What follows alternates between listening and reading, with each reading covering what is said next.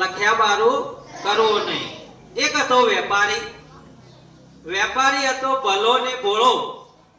લોકો તેને સાવ ગાંડો ગણતા હતા. આ વેપારીને એક નાની દુકાન હતી. તે સિંગ, ચણા, દાળિયા, રેવડી વેચીને સાંજ પડે પેટ જોગું રળી લેતો. એક વખત રાતે દુકાન બંધ કરી તે ઘરે જતો હતો. રસ્તામાં તેને ચોર મળ્યા.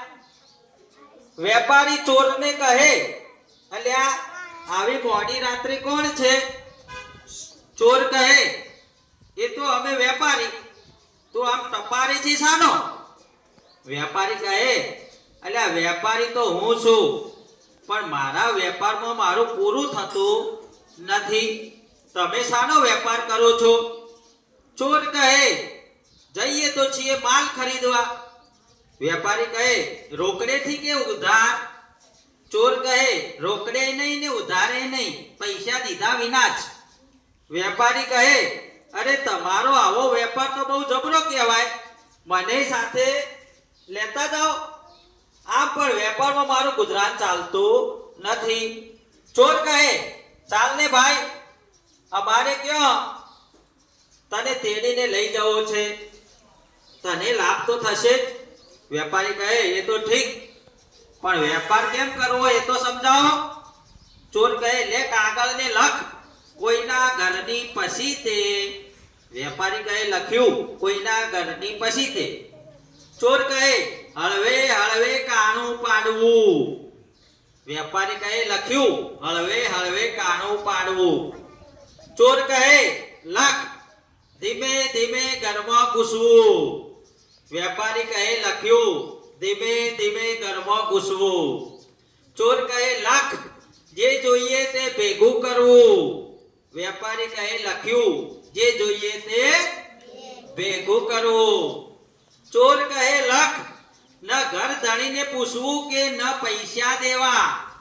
વેપારી કહે, લખ્યું, ન ઘર ધણીને પૂછવું કે ન પૈસા દેવા. ચોર કહે, લખ, પછી લઈને ઘર ભેગા થવું. વેપારી કહે, લખ્યું, લઈને ઘર ભેગા થવું. વેપારીએ તો આ બધું લખ્યું ને કાગળ ખિસ્સામાં મૂક્યો. પછી બધા સાથે ચોરી કરવા ચાલ્યો. ચોર બધા એક ઘરમાં ચોરી કરવા ગયા અને આ વેપારી બીજા ઘરમાં ચોરી કરવા ગયો. જો વેપારીએ ખિસ્સામાંથી કાગળ કાઢ્યો અને વાંચ્યું. તેમાં લખ્યું હતું, કોઈના ઘરની પસી તે હળવે હળવે કાણું પાડવું, ધીમે ધીમે ઘરમાં ઘૂસવું, જે જોઈએ તે ભેગું કરવું, ન ઘર ધણીને પૂછવું કે ન ઘર ધણીને પૈસા દેવા, લઈને ઘર ભેગા થઈ જવું. વેપારીએ તો બરાબર કાગળ પ્રમાણે કર્યું.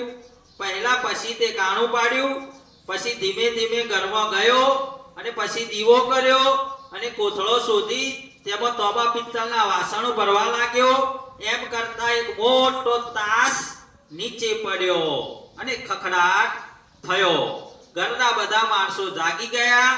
બધાએ આ વેપારીને પકડ્યો અને ભેગા મળી સૌ તેને મારવા લાગ્યા.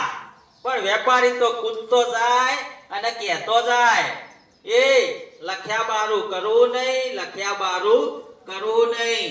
બધા વિચારમાં પડી ગયા અને તેને પૂછવા લાગ્યા, અલ્યા તું આ શું બોલે છે? વેપારી કહે, લ્યો આ કાગળિયુંને વાંચો, એમાં જુઓ લખ્યું છે કે એ મારવાનું. આ તો તમે લખ્યા બારું કરો છો. લખ્યા બારું કરવું નહીં, લખ્યા બારું કરવું નહીં. પછી તો ઘરના બધા માણસો આ વાત સમજી ગયા અને એકબીજા સામે જોઈ જોરથી હસી પડ્યા અને પેલા વેપારી પાસેથી કાગળિયું લઈ લીધું, તેને માર્યા વિના જવા દીધો. બરાબર.